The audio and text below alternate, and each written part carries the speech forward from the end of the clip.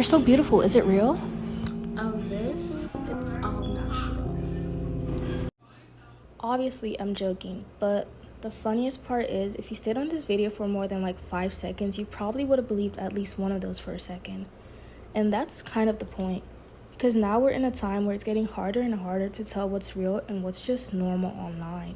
Plastic surgery didn't just become popular, it became normal. And honestly, that's when things started going downhill.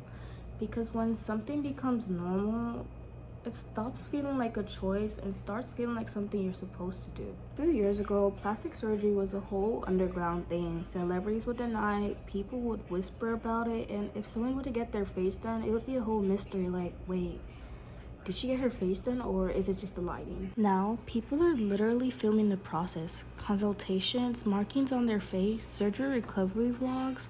It's basically content now, and that shift matters more than people think. Because once something becomes content, it becomes influence. And social media is basically the engine behind all of this.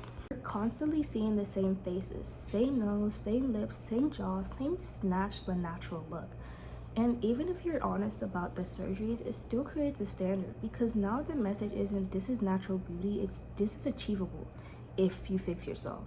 And that one word fix is doing a lot of damage quietly because it implies that you started off wrong. And I want to be clear, this isn't a don't get surgery speech, but people say it's my body, my choice, and yeah, that part is true. Some people feel more confident after getting rid of the thing they've hated for years, and they might even feel more confident after getting surgery. So a reconstructive surgery, it's a life-changing thing, and that part isn't up for debate. And we can literally see it happening because faces that used to be normal are now being seen as needs fixing. Not because they're bad, but because we're being trained to see one specific look on repeat. And our brain does this thing where repetition becomes truth, even if it's not. And let's talk about filters, because filters are low-key getting scary. They smooth skin, they lift faces, they slim noses, and they change proportions. And the wild part, a lot of them are based on surgical outcomes. So now we have this loop where people use filters to look like surgery, and sometimes surgeries are based on filters, while real faces are just stuck in the middle like, what am I supposed to be? And that's when the real impact shows up. Not just people getting surgeries, but people not recognizing themselves anymore. People zooming in on pictures to find flaws that don't even exist, or people finding flaws in themselves that they didn't have until someone online told them it was a flaw.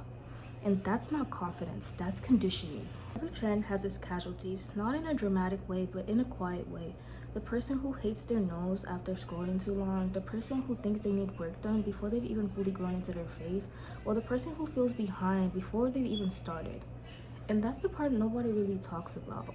And then there's regret, which people definitely don't talk about enough.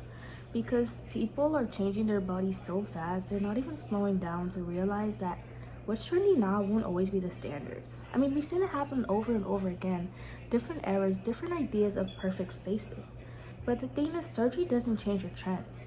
So now we see people trying to reverse what they've done to their bodies, like dissolving filters, getting more surgeries to try to make themselves look more normal, and admitting that they were never insecure about themselves, but felt like they had to get surgery because everyone else was getting it. And the scariest part is it doesn't feel like pressure. It feels like this is what people do now. It feels like this is what people look like now. It feels normal. And that's exactly why it works. And younger people are growing up right in front of it. I mean, teenagers are comparing themselves to edited adults. Kids are growing up thinking that natural faces are before versions of something better. And the truth is, once that mindset sets early, it never really disappears. You just grow with it. And zooming out, beauty trends have always existed. I mean, there's always been an ideal. But the difference now is permanence, because before you could change your look, take off your makeup, change your hair, and if it didn't work out, you would just move on. But now, things are permanent, and that changes how seriously we have to take them. Well, what am I actually saying? I'm not saying that plastic surgery is good or bad, or you should or shouldn't get it. But plastic surgery didn't become complicated just because it existed, but because it stopped feeling like a choice and more like a requirement. And honestly, that's the part we're thinking about because the effects are already visible. More insecurity, more comparisons, and more people feeling like they need to get more and more surgery.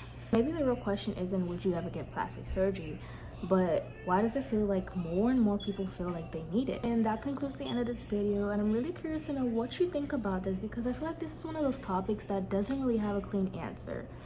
But that is all for today, and I'll see you in the next one. Peace out.